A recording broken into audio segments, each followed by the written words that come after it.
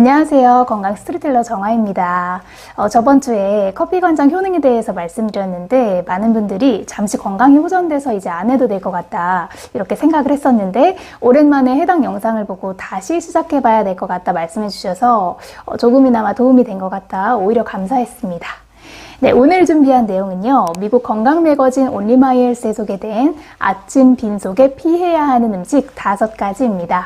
현재 암을 치병하고 계시거나 그렇지 않은 건강한 사람이라도 이 아침 식사는 하루의 중요한 부분이죠. 이 건강한 아침 식사는 심장을 보호하고 당뇨병을 관리하고 또 하루에 에너지를 공급하는 등 많은 건강상의 이점을 가지고 있는데요. 만약 잘못된 재료를 사용해서 아침 식사를 드시게 되면 장을 포함한 혈관이나 혈당에도 잘못된 영향을 미치게 됩니다.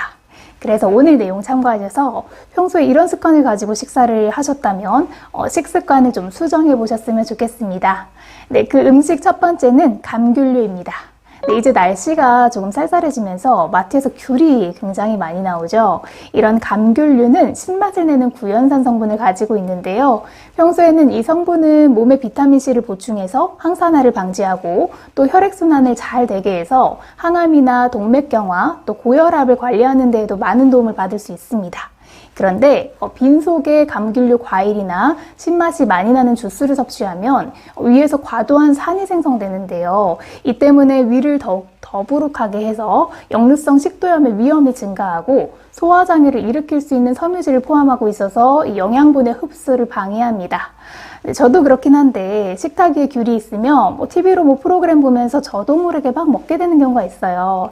그런데 귤은 식후 1시간 이후 음식이 위에서 적당히 소화가 잘게 부서졌을 때 섭취하는 것이 가장 이상적이고 올바른 영양분을 고루 섭취할 수 있는 방법입니다. 또 한 박스 사놓고 그냥 막 먹기보다는 하루에 3개 정도 먹는 게 좋다고 하니까요. 식생활에 적용해 보셨으면 좋겠습니다. 네, 두 번째는 요거트와 같은 유산균 식품입니다. 요거트나 발효식품 같은 경우에는 프로바이오틱스의 함량이 많이 들어있는데요. 가장 큰 이점은 장 건강 개선이죠. 항암제 및 항암제 치료와 관련된 설사나 급성 감염성 설사에도 효과가 있고 배변 활동을 원활하게 해서 면역력 개선 효과를 기대할 수 있습니다. 실제로 건강기능식품으로 분류돼서 판매가 되고 있지만 임상실험에서도 보조적 치료제로 쓰일 만큼 그 과학적인 근거가 있다고 연구자들은 발표했습니다. 단순히 프로바이오틱스를 통해서 장 건강을 좀 개선하는 것에 그치지 않고요. 이 성분은 면역세포 및 항체의 60%가 장에 있는 만큼 병원균이 침투하지 못하도록 장벽을 만들고 항체 생성을 자극해 면역을 활성화시킵니다.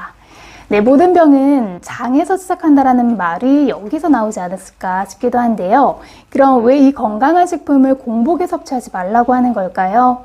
네, 그 이유는 위산이 좋은 박테리아를 죽여서 그 효과를 만들지 못하게 하기 때문입니다.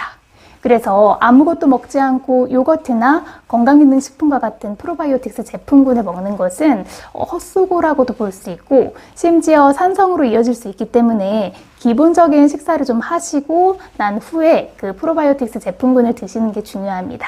그래서 가끔 복합효소나 기타 효소 제품군을 언제 먹어야 하냐 전화 주시는 분들 계시는데요.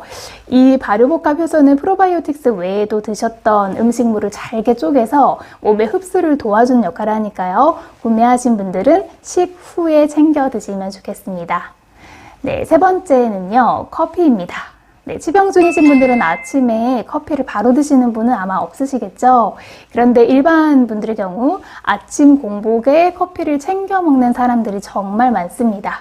하다못해 저희 남편도 커피를 너무 좋아해서 아침에 출근하면서 커피 한 잔을 꼭 챙겨 먹으려고 해서요. 저도 잔소리를 그렇게 많이 하다 보니까 지금은 안 그러려고 노력은 하더라고요. 이 커피는 빈속에 들어가면 밤새 조금씩 분비된 위액이 아침에는 가장 높게 산도가 측정이 되는데 커피로 인해서 더욱 산성의 위액이 분비가 됩니다. 그래서 이런 산성 활동은 복부 팽만감과 위염, 신체의 산성도를 증가시킬 수 있습니다. 무엇보다 위염이 반복적으로 지속되면 궤양이 되고 그 궤양이 발전되면 위암으로 넘어갈 수 있으니까요. 혹시 주변에 아침 일찍 일어나면 이 각성 효과를 보기 위해 커피 한 잔 드시는 분이 계시다면 주의하라고 말씀해 주셨으면 좋겠습니다. 네, 마지막으로 매운 음식과 고당도 식품입니다.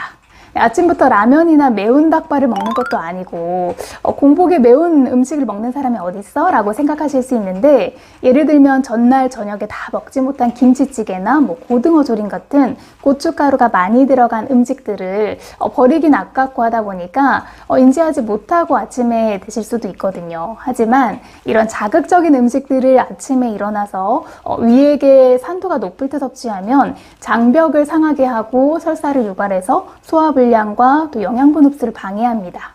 그 외에도 당분 함량이 높은 음식도 위장에 문제를 일으킬 수 있는데요. 특히 첫 번째 말씀드렸던 과일 주스나 가공식품은 당도가 높은 축에 속합니다. 현대인들이 아침에 먹는 후레이크 종류도 당분을 많이 함유하고 있거든요.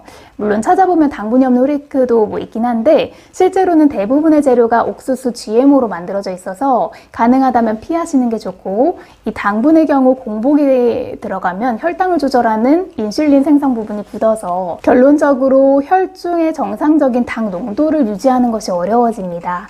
그래서 만약 당뇨가 없는 분이라고 하시더라도 유념하셔서 좀 피하시길 추천드립니다. 그럼 아침에 도대체 뭘 먹으라는 거냐 반문을 하실 수도 있을 것 같아요.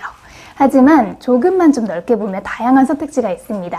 아침에 일어나서 가장 좋은 방법은 차가운 물이 아닌 약간 미지근한 상온의 물을 마셔서 위액의 농도를 낮춰주시는 것이 가장 좋고요. 후에 수박이나 블루베리, 야채를 섭취하시는 것이 수분이 많고 또 배뇨작용을 촉진하는 시트룰린 성분이 함유되어 있어서 추천할 만합니다.